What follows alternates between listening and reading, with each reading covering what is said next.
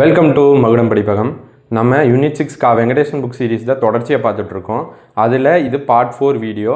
போன வீடியோவில் நம்ம கட்டபொம்மன் பார்த்துருந்தோம். எல்லாமே சேர்த்து நான் ஒரு பிளேலிஸ்ட் பண்ணியிருக்கேன். பிளேலிஸ்ட் க்ரியேட் பண்ணி மேலே நான் ஐ பட்டனில் வைக்கிறேன். அதை பார்த்துட்டு வந்தீங்கன்னா உங்களுக்கு ஹெல்ப்ஃபுல்லாக இருக்கும். ப்ளஸ் இதுக்கான நம்ம டெஸ்ட்டும் கொண்டு போயிட்டுருக்கோம். தமிழும் ஜிஎஸும் சேர்த்து வீக்லி நம்ம டெஸ்ட்டும் வச்சுட்ருக்கோம். இதை படிச்சுட்டு அப்படியே டெஸ்ட் எழுதினீங்கன்னா உங்களுக்கு ஒரு ஃப்ளோவாக இருக்கும். நீங்கள் படித்த திருப்தி கிடைக்கும். ஓகேங்களா? போன கிளாஸில் நம்ம கட்டபொம்மன் பார்த்துருந்தோம். இந்த கிளாஸில் என்ன பண்ணுறோன்னா, அந்த கட்டபொம்மனோட கண்டினியூஷன்லேயே நம்ம கட்டபொம்மனுடைய தம்பிகள் 2 பேருன்னு சொல்லியிருந்தோம். ஊமத்துரை, செவத்தையா. இந்த 2 பேர்த்த நம்ம பார்க்க வேண்டியது அவசியமாக இருக்குது. ஏன்னா இவங்களும் அங்கங்கே மேஜர் ரோல் ப்ளே பண்ணியிருக்காங்க. அந்த 2 தம்பிகள்லையும் இம்பார்ட்டண்டான ஒரு தம்பி யார் அப்படின்னா ஊமைத்துறை. இந்த ஊமைத்துறையை நம்ம மெயினாக பார்த்துட்டோம் அப்படின்னா கட்டபொம்மன் ஓரளவு கவர் ஆயிரும். ஊமைத்துறையும் இன்னொருத்தர் இருக்காங்க தளபதின்னு சொல்லி சுந்தரலிங்கம்ட்டு. இவங்க 2 பேர் கட்டபொம்மனுக்கு ரொம்ப உறுதுணையாக இருப்பாங்க. அதனால் நம்ம இதை பார்த்துட்டு போகிறது நல்லாயிருக்கும். ஓகேவா? ஊமைத்துறை. இப்போ நம்ம கட்டபொம்மனில் 2 சந்திப்பு பார்த்துருப்போம். இந்த ஜாக்சன் சந்திப்பு பார்த்துருப்போம், இந்த பானர்மன் முற்றுகை பார்த்துருப்போம். இந்த 2 முற்றுகையிலும் ஊமைத்துறை மேஜர் ரோல் ப்ளே பண்ணியிருப்பார். ஓகே. அடுத்து ஃபஸ்ட்டு 1798 இந்த ஜாக்சனை சந்திப்பார். நான் அங்கேயே சொல்லியிருந்தேன், ஜாக்சனை சந்திக்கிறப்போ 3 மணி நேரம் நிப்பாட்டி வச்சுருப்பார் கட்டபொம்மனை. அப்படி 3 மணி நேரம் நிப்பாட்டி வைக்கிறப்ப இவர் அரெஸ்ட் பண்ணலான்னு வரப்போ தப்பிச்சு போவார். ஊமத்துறை வெளியிலேருந்து ஹெல்ப் பண்ணுவாருன்னு சொல்லியிருக்கேன். அப்போ அந்த இடத்துல இவர் மேஜர் ரோல் ப்ளே பண்ணியிருக்காரு. அப்போ ஜாக்சன் சந்திப்பப்போ கட்டபொம்மன் தப்பிக்க உதவி செஞ்சுருக்கிறாரு. யார்? ஊமைத்துறை. ஓகேவா? அங்கே கூட கிளார்க்குன்னு ஒருத்தர் இறந்துருப்பார், நம்ம பார்த்துருப்போம். ஓகேங்களா? அப்போ ஜாக்சன் சந்திப்பில் ஹெல்ப் பண்ணியிருக்காரு. அடுத்து 1799 செப்டம்பர் 5 இந்த பேனர்மேன் ஒரு 5 நாள் கெடு கொடுப்பாரு. செப்டம்பர் 1லேருந்து 5ஆம் தேதி 4ஆம் தேதிக்குள்ளே என்னை பாளையங்கோட்டையில் மீட் பண்ணுன்னு சொல்லி கட்டபொம்மன்ட்ட சொல்லியிருப்பார். அப்போ கட்டபொம்மன் மீட் பண்ணியிருக்க மாட்டார். அதனால பேனர்மேன் என்ன பண்ணுவார்னா, இந்த செப்டம்பர் 5ஆம் தேதி பாஞ்சாலங்குறிச்சியை முற்றுகையிட்டிருப்பாரா. அந்த முற்றுகை அப்போவும் அந்த முற்றுகையை என் அண்ணனுடைய கோட்டையை நீ முற்றுகையிடுறியான்னு சொல்லி இவர் எதிர்த்திருப்பார். அப்போ ஊமைத்துறை இதையும் எதிர்த்திருக்காரு. ஓகேவா? இதை எதிர்த்ததுனால என்ன பண்ணிட்டாங்க, அண்ணன் எஸ்கேப் ஆகி போயிட்டார். கட்டபொம்மன் களப்பூர் காட்டுக்கு போயிட்டாரு. தம்பி என்ன பண்ணுறாங்க அப்படின்னா பாளையங்கோட்டை ஜெயிலில் அடைச்சிட்றாங்க. ஓகேவா? அதுக்கப்புறம் நம்ம இந்த பாளையங்கோட்டை ஜெயிலில் அடைச்சதுக்கப்புறம் நம்ம கட்டபொம்மன் இறந்து போகிறாரு, தூக்கில் போட்டுடுறாங்க. அதுக்கப்புறம் இவர் பாளையங்கோட்டை ஜெயிலிருந்து 1801 பிப்ரவரியில் இந்த பாளையங்கோட்டை ஜெயிலிருந்து எஸ்கேப் ஆகிறாரு நம்ம ஊமைத்துறை. ஓகேவா?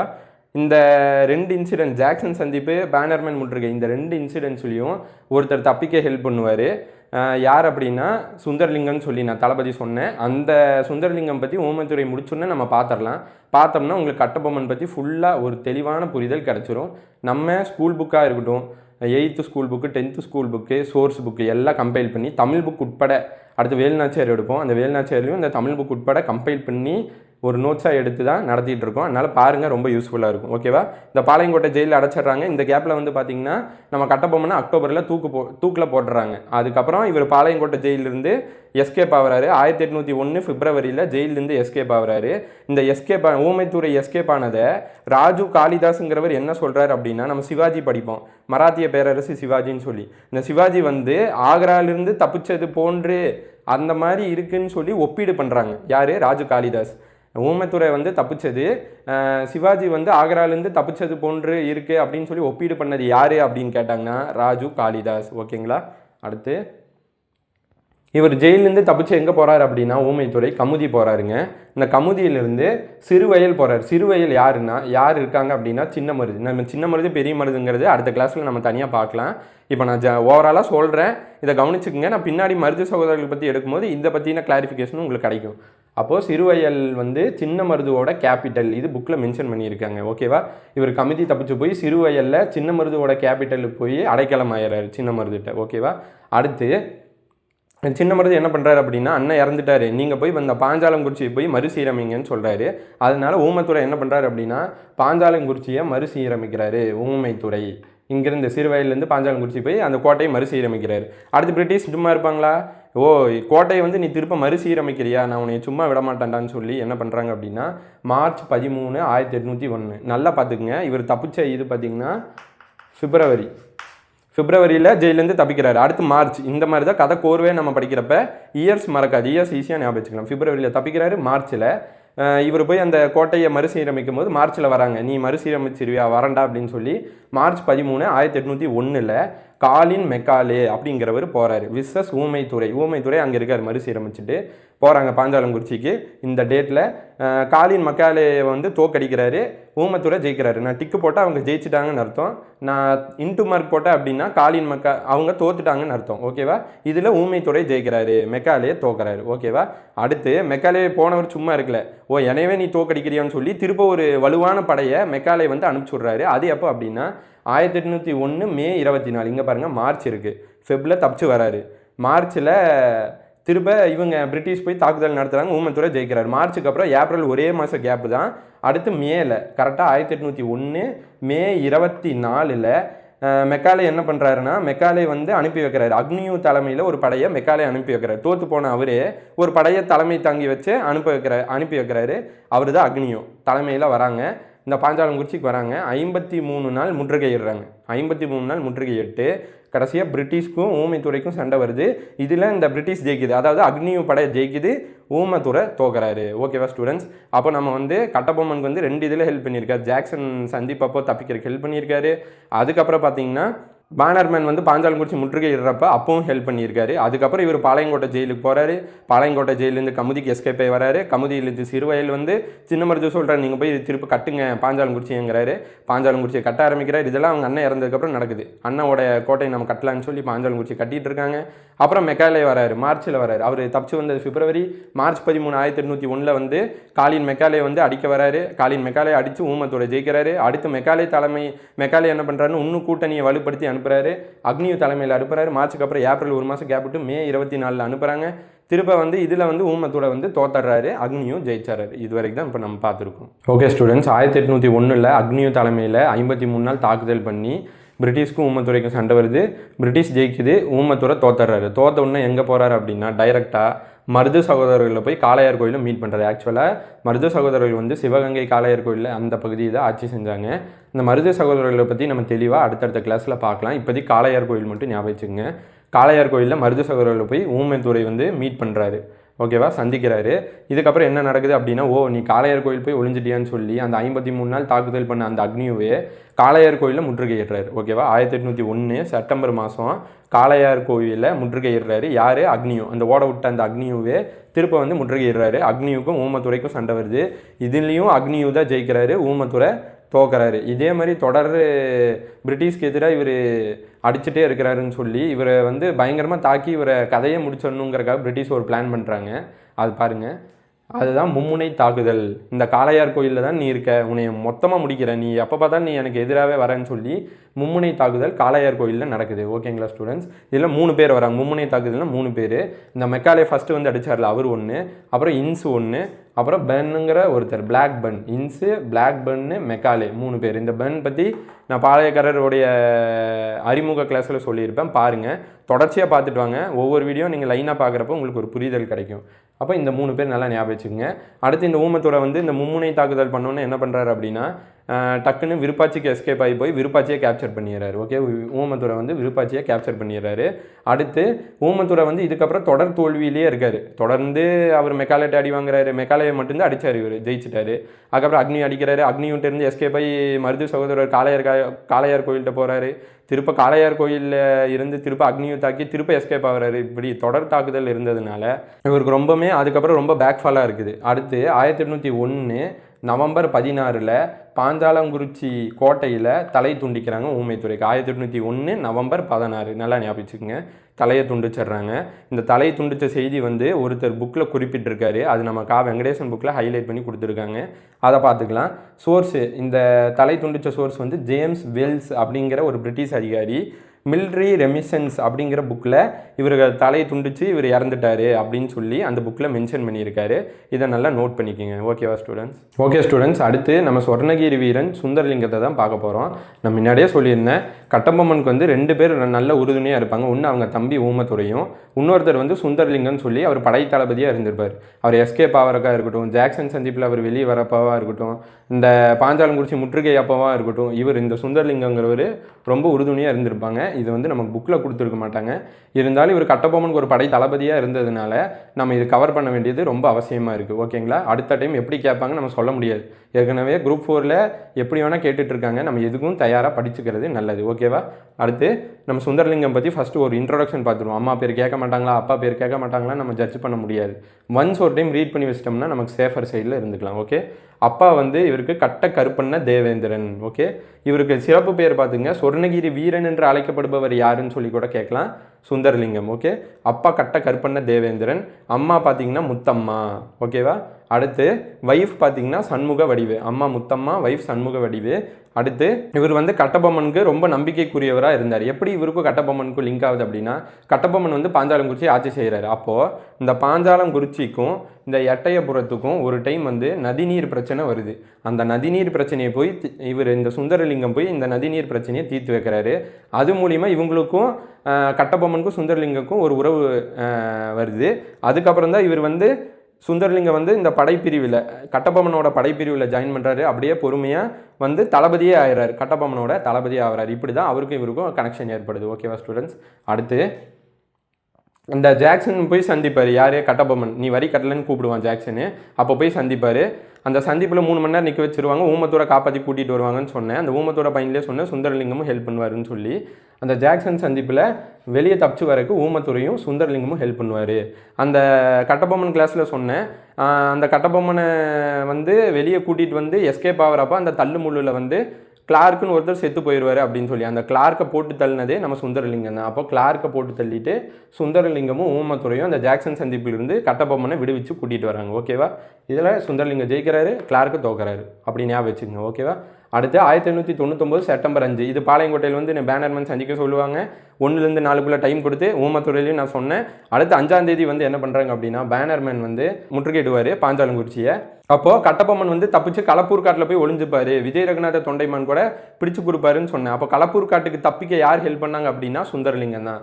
கட்டபொம்மன் வந்து தப்பிக்க ஹெல்ப் பண்ணது நம்ம சுந்தரலிங்கம். நல்லா ஞாபகம் வச்சுக்கோங்க. அடுத்து இந்த ஊமத்துறையை வந்து இந்த பிரச்சனைக்கு அப்புறம் இந்த பாளையங்கோட்டை ஜெயிலில் ஊமத்துறையை அடைச்சிருவாங்கன்னு நான் சொல்லியிருந்தேன். ஊமத்துறையை வந்து பாளையங்கோட்டை ஜெயிலில் அடைச்சிருப்பாங்க. அப்போது அந்த பாளையங்கோட்டை ஜெயிலேருந்து தப்பிச்சு சின்ன மருத்துவம் மீட் பண்ண வைக்கிறக்கும் ஹெல்ப் பண்ணது யார் அப்படின்னா, தப்பிக்க ஹெல்ப் பண்ணது நம்ம சுந்தரலிங்கம் தான். அண்ணன் கட்டபொம்மன், அண்ணன் தம்பி ஊமத்துறை 2 பேத்துக்கும் தப்பிக்க போருக்கு எல்லாமே ஹெல்ப் பண்ணி உறுதுணையாக இருந்தது சுந்தரலிங்கம் தான். அதனால தான் நான் சொல்கிறேன் இது ரொம்ப முக்கியம்னு சொல்லி. ஓகேவா? அடுத்து 1801 நவம்பர் 16 சுந்தரலிங்கத்தை தூக்கில் போடுறாங்க. நம்ம பார்த்த ஊமத்துறையை 1801 நவம்பர் 16 பாஞ்சாலங்குறிச்சியில் தலை துண்டிப்பு. அது கூட ஜேம்ஸ் வெல்ஸ்ன்னு சொல்லி ஒருத்தர் புக்கில் மிலிட்ரி ரெமென்சன்ஸில் எழுதியிருந்தாருன்னு சொல்லி அதே டேட்டில் தான் நம்ம சுந்தரலிங்கத்தையும் தூக்கில் போடுறாங்க. அதனால் இவங்க 2 பேர்த்த என்ன அந்த வெங்கடேசன் புக்கில் குறிப்பிட வராங்கன்னா, சுந்தரலிங்கத்தையும் ஊமத்துறையும் ஒட்டுக்காக தான் பிறக்கலை, இருந்தாலும் ஒட்டுக்கா போர் செஞ்சாங்க, ஒட்டுக்கா உறுதுணையாக இருந்தாங்க, இறந்தது ஒரே நாளில் இறந்தாங்க. அதனால இவங்க வந்து எப்படிப்பட்டவங்க அப்படின்னா சியாமிய இரட்டையர்கள் அப்படின்னு சொல்லி குறிப்பிட வராங்க நம்ம வெங்கடேசன் புக்கில். அதையும் நம்ம பார்த்துக்கணும். இந்த பாயிண்ட்டை மிஸ் பண்ணிடாதுங்க. சியாமிய இரட்டையர்கள் போல் யார் அப்படின்னா சுந்தரலிங்கமும் ஊமத்துறையும் தான். நம்ம ஃபஸ்ட்லேருந்து பார்த்தது என்னென்னா, அவங்க அம்மா பேர் பார்த்தோம், அப்பா பேர் பார்த்தோம், கட்டபொம்மனுக்கு எப்படி உறுதுணையாக இருந்தாங்கங்கிறத பார்த்தோம். கட்டபொம்மன் கூட எப்படி லிங்க் ஆனார் அப்படின்னா இந்த நதிநீர் பிரச்சனைனால பாஞ்சாலங்குறிச்சிக்கு எட்டயபுரத்துக்கும் இந்த நதிநீர் பிரச்சனைனால 2 பேர் லிங்க் ஆகுறாங்க. அதுக்கப்புறம் இவர் தீர்த்து வைக்கிறாரு அந்த பிரச்சனையை. அதுக்கப்புறம் இவர் படைப்பிரிவில் கட்டபொம்மன் படைப்பிரிவில் சேர்றாரு. இந்த படைப்பிரிவில் சேர்ந்து தளபதியாக மாறுறாரு. அதுக்கப்புறம் ஜாக்சன் சந்திப்பில் இவர் ஊமத்துறையும் சுந்தரலிங்கமும் ஹெல்ப் பண்ணி வெளியே கூட்டிகிட்டு வராங்க. அதில் இவர் சுந்தரலிங்கம் தான் அந்த தள்ளு முள்ளில் கிளார்க்கை போட்டு தள்ளுறாரு. அது ஒரு சம்பவமாக இருக்கட்டும். அடுத்து 1899 செப்டம்பர் 5 அந்த பானர்மேன் வந்து பாஞ்சாலங்குறிச்சி முற்றுகையிடுறப்ப இவருக்கு களப்பூர் காடு தப்பிச்சு போகிறதுக்கு கட்டபொம்மனுக்கு ஹெல்ப் பண்ணதும் நம்ம சுந்தரலிங்கம் தான். அடுத்து அண்ணன் இறந்ததுக்கப்புறம் தம்பிக்கு விசுவாசமாக இருக்கார், ஊமத்துறைக்கு விசுவாசமாக இருந்து ஊமத்துறையை வந்து பாளையங்கோட்டை ஜெயிலில் வச்சுருப்பாங்கன்னு சொன்னேன். அந்த பாஞ்சாலங்குறிச்சி முற்றுகைக்கு அப்புறம் அவரை வந்து பாளையங்கோட்டை ஜெயிலில் வச்சுருப்பாங்க. அந்த பாளையங்கோட்டை ஜெயிலேருந்து எஸ்கேப் ஆகி சின்ன மருதுவை போய் மீட் பண்ணுறதுக்கும் நம்ம சுந்தரலிங்கம் தான் ஹெல்ப் பண்ணாங்கிறத பார்த்துருந்தோம். அதுக்கப்புறம் அந்த ஊமத்துறை போய் பாஞ்சாலங்குறிச்சி பில்ட் பண்ணுவார், கட்டுவார். அப்பவும் இவர் சுந்தரலிங்கம் தான் நல்ல உறுதுணையாக இருந்திருக்காரு. ஓகேவா? கடைசியில் 1801 நவம்பர் 16 2 பேர்த்தையும் அட் அ டைமில் தூக்கில் போடுறாங்க. அவரை தலையை துண்டிக்கிறாங்க, இவரை தூக்கில் போடுறாங்க. அதனால இவர் சியாமிய இரட்டையர்கள் யார்? சுந்தரலிங்கமும் ஊமத்துறையும். அவ்வளோதான் ஸ்டூடெண்ட்ஸ். இப்போது ஓவராலாக உங்களுக்கு கட்டபொம்மன் ப்ளஸ் ஊமைத்துறை ப்ளஸ் சுந்தரலிங்கம் இந்த 3 பார்த்தாச்சு. இந்த 3 பார்த்தா தான் அந்த கட்டபொம்மன்கிற அந்த டாப்பிக்கே உங்களுக்கு தெளிவான புரிதல் கிடைக்கும். ஓகே ஸ்டூடெண்ட்ஸ், இப்போ நம்ம கட்டபொம்மன், அவங்களுடைய அமைச்சர், அவங்களுடைய தம்பி, சுந்தரலிங்கம், ஊமத்துறை எல்லாமே பார்த்துட்டோம். அடுத்து நம்ம பாளையக்காரில் பார்க்க வேண்டியது வேலுநாச்சியார் தான். இன்னும் நமக்கு பேலன்ஸ் இருக்கிறது வேலுநாச்சியார் முடிக்கணும்.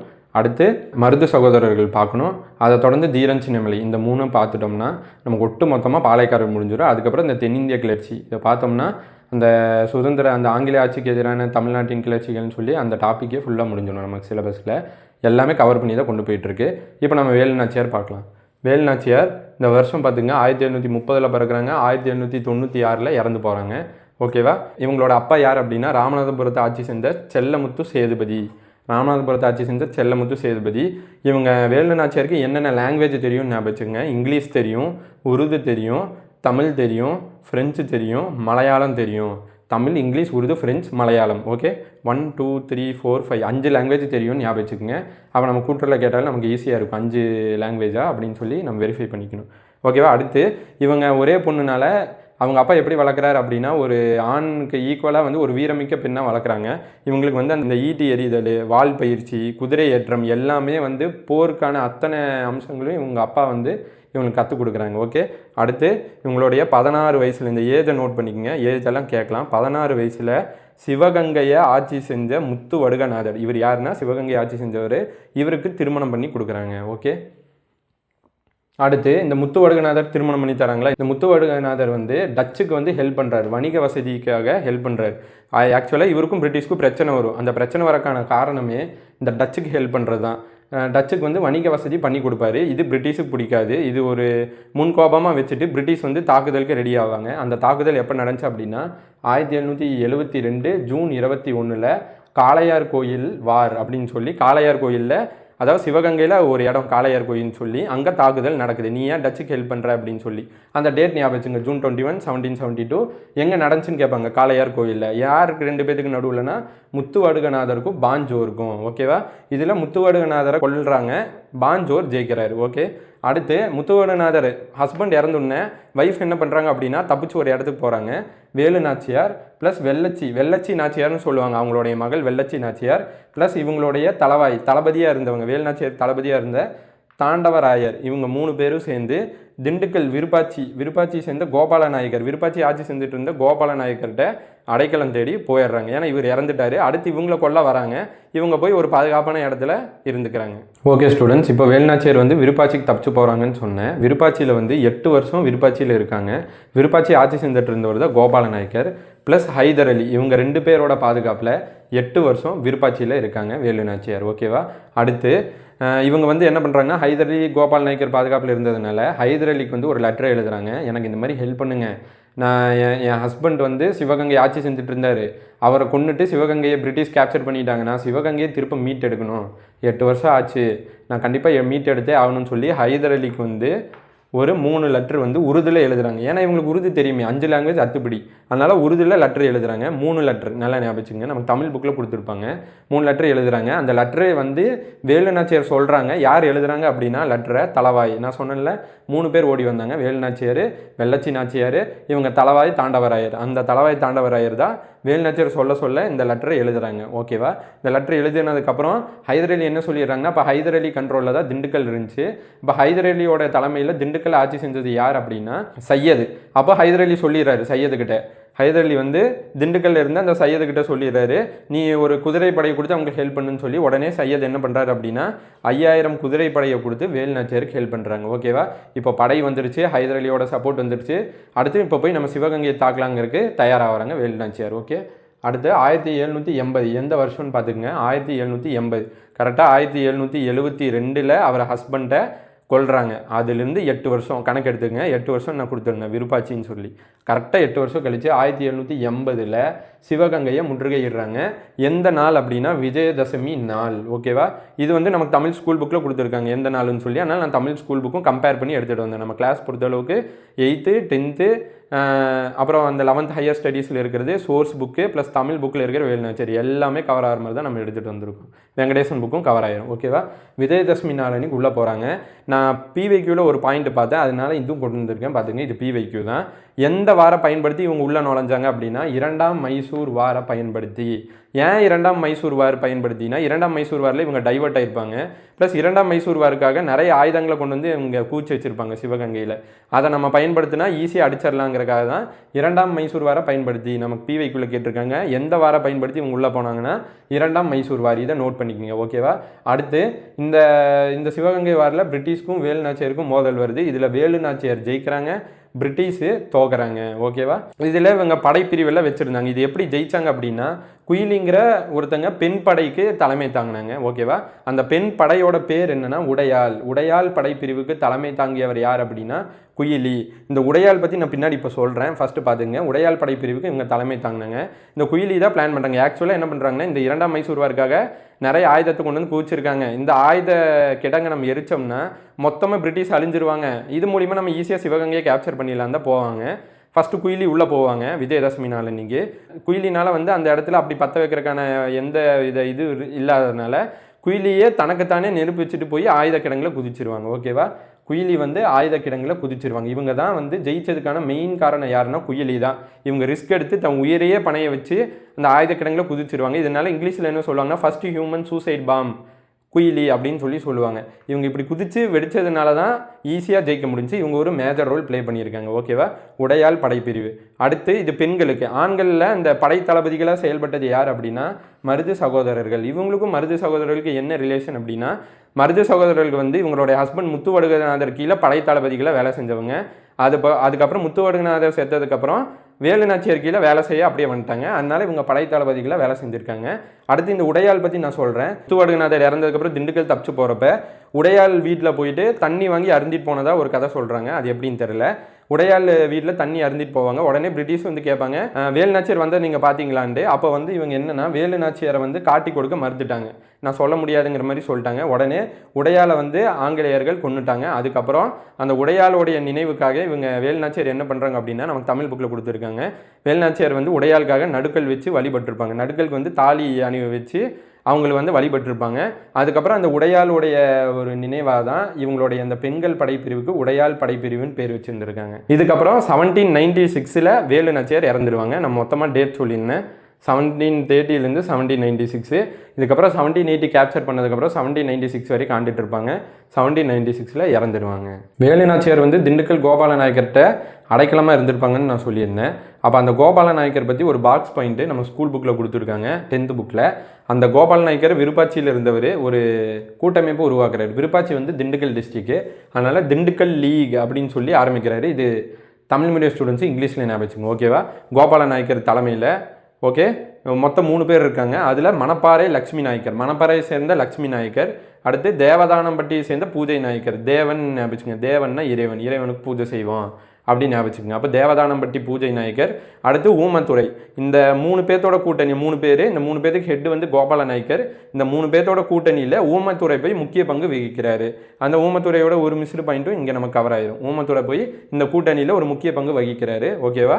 இந்த கூட்டணி இந்த 4 பேர் என்ன பண்ணுறாங்கன்னா ஆனைமலையில் விவசாயிகள் சப்போர்ட்டோட ஒரு போரை மேற்கொள்கிறாங்க, ஓகேவா? இதுதான் மிஸ்டு பாயிண்ட்ஸு. இதை நான் சொல்லிட்டேன். இப்போ நம்ம ஓவராலாக ரிவைஸ் பண்ணிடலாம், ஓகேவா?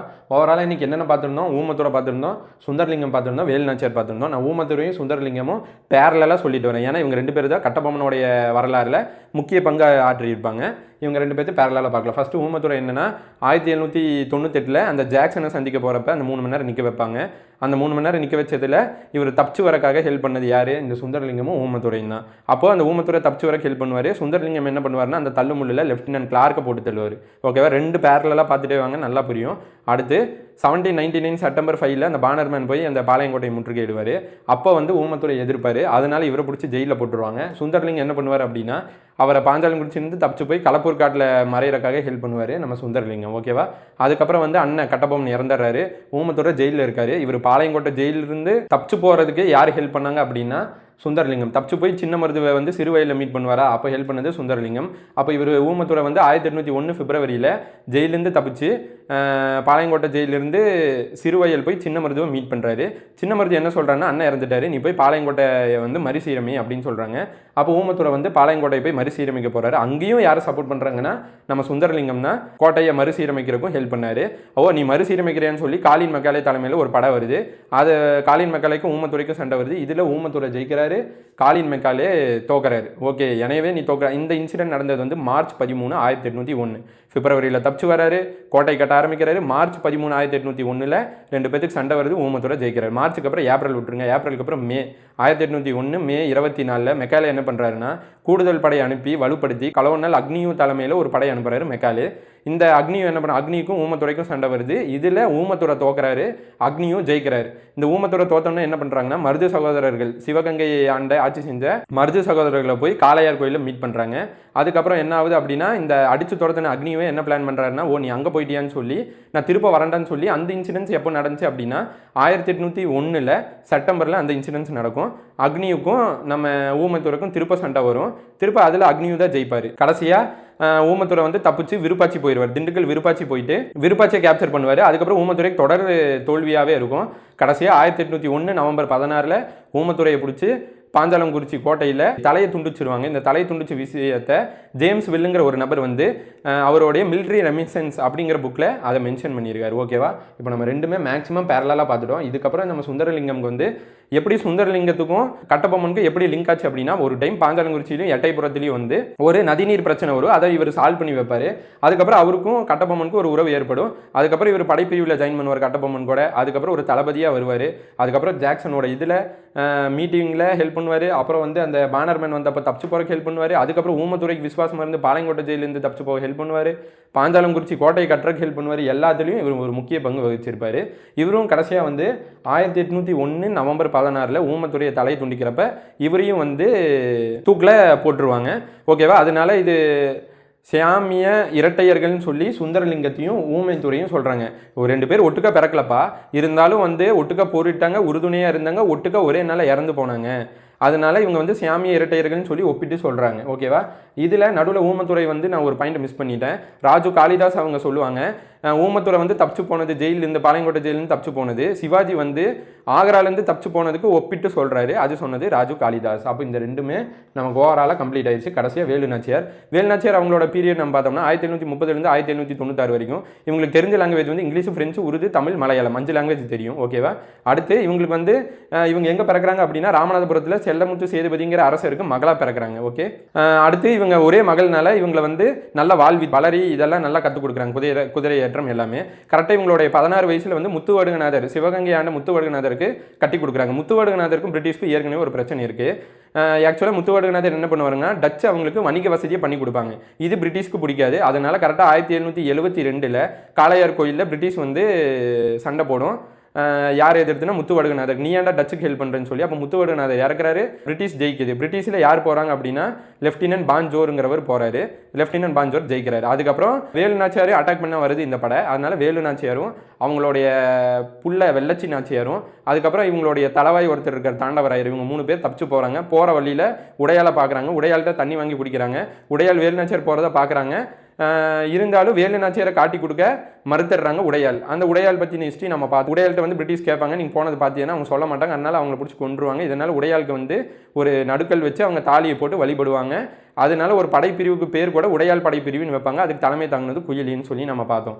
அப்புறம் போய் 8 வருஷம் கோபால நாயக்கரும் ஹைதர் அலிட்டே அடைக்கலமாக இருக்காங்க. அதுக்கப்புறம் இவங்க ஹைதர் அலிக்கு ஒரு லெட்டர் எழுதுறாங்க, 3 லெட்டர் எழுதுறாங்க. அந்த லெட்டர் யார் சொன்னதுன்னா வேலுநாச்சியார், யார் எழுதுனது அப்படின்னா தலவாய் தாண்டவராயர். இந்த 3 லெட்டரில் என்ன குறிப்பிட்றாங்கன்னா, சிவகங்கை வந்து என் ஹஸ்பண்ட் ஆட்சி செஞ்ச இடம், அதை நான் மீட் எடுக்கணும், அதுக்காக எனக்கு சப்போர்ட் பண்ணுங்கன்னு சொல்கிறாங்க. ஹைதர் அலியும் சரின்னு சொல்லி உறுதியில் இந்த லெட்டர் எழுதி அம்சத்தை பார்த்துட்டு அவர் வியப்படைஞ்சு நான் சப்போர்ட் பண்ணுறேன்னு சொல்லி, அப்போ திண்டுக்கல் ஆட்சி செஞ்சுட்டு இருந்தவர் ஹைதர் அலி கண்ட்ரோலில் தான் இருந்துச்சு. அவர் தலைமையில் யார் ஆட்சி செஞ்சாங்க அப்படின்னு கேட்டாங்கன்னா சையது. அவங்க தான் வந்து 5000 குதிரைப்படையை கொடுத்து ஹெல்ப் பண்ணுறாங்க. ஓகேவா, இந்த 5000 குதிரைப்படை எடுத்துகிட்டு இவங்க என்ன பண்ணுறாங்க, 1780 கரெக்டாக சிவகங்கையில் விஜயதசமி நாள் அன்னைக்கு போய் அட்டாக் பண்ணுறாங்க. எந்த போகிற காரணம் காட்டி போனாங்கன்னா அது பிவைக்கு 2ஆம் மைசூர் வார காரணம் காட்டி தான் உள்ளே போகிறாங்க. ஏன்னா 2ஆம் மைசூர் வாரக்காக நிறைய ஆயுதங்களை வாங்கி கூச்சி வச்சிருக்காங்க. அப்போது இந்த டைமில் போய் நம்ம அந்த ஆயுதத்தை பற்ற வச்சோம்னா பிரிட்டிஷ் மொத்தமாக அழிச்சிடலாங்கிறக்காக போகிறாங்க. கரெக்டாக வந்து குயிலி ஃபஸ்ட்டு உள்ளே போயிட்டு ஆயுதக்கிழங்கு பற்ற வைக்கிறதா பிளான். அவங்களுக்கு அந்த மாதிரி சூழ்நிலை அங்கே ஏற்படாதனால இவங்க தன்னைத்தானே பற்ற வச்சுக்கிட்டு குயிலி அந்த ஆயுதக்கிழங்கில் குதிச்சிடுறாங்க. குயிலி யாருன்னா உடையாளோட படைப்பிரிவுக்கு தலைமை தாங்கினவங்க. இவங்க தான் மெயின் ரீசன் இவங்க சிவகங்கையை ஜெயிக்கிறதுக்கு. அடுத்து வந்து படை தளபதிகள் யார் செயல்பட்டாங்கன்னா மருது சகோதரர்கள். ஏன் அப்படின்னா மருது சகோதரர்கள் ஏற்கனவே வந்து முத்துவடுகநாதர் கீழே படை தளபதிகளை வேலை செஞ்சாங்க. முத்துவடுகநாதர் இறந்ததுக்கப்புறம் தன்னுடைய மனைவி கீழே வேலுநாச்சியார் கீழே வேலை செய்ய ஆரம்பிச்சிட்டாங்க. ஓகேவா, இவங்களும் ஒரு மெயின் ரீசனாக இருந்திருக்காங்க. அப்புறம் நம்ம 1796 வரைக்கும் அவங்க ஆட்சி செஞ்சுருக்காங்க. 1796 இறந்துடுறாங்க.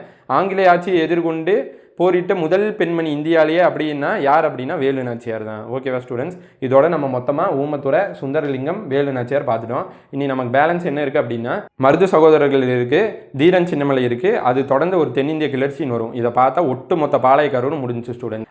அது போக நம்ம வந்து என்ன பண்ணுறோம் அப்படின்னா டெஸ்ட்டும் நம்ம கண்டக்ட் பண்ணிட்டு இருக்கோம். தமிழ், ஜிஎஸ் எல்லாம் மிங்கிள் பண்ணி, மேக்ஸ் எல்லாம் மிங்கிள் பண்ணி நம்ம டெஸ்ட் வந்து வீக்லி ஒரு 50 கொஸ்டின்ஸு டெஸ்ட் வச்சுட்ருக்கோம். நீங்கள் டெலகிராம் குரூப்லையும் ஜாயின் பண்ணிக்கிங்க. அப்போ உங்களுக்கு டெஸ்ட் எழுதி பார்க்குறப்போ உங்களுக்கு ஒரு ஃபுல்ஃபில்லாக இருக்கும். Thank you student.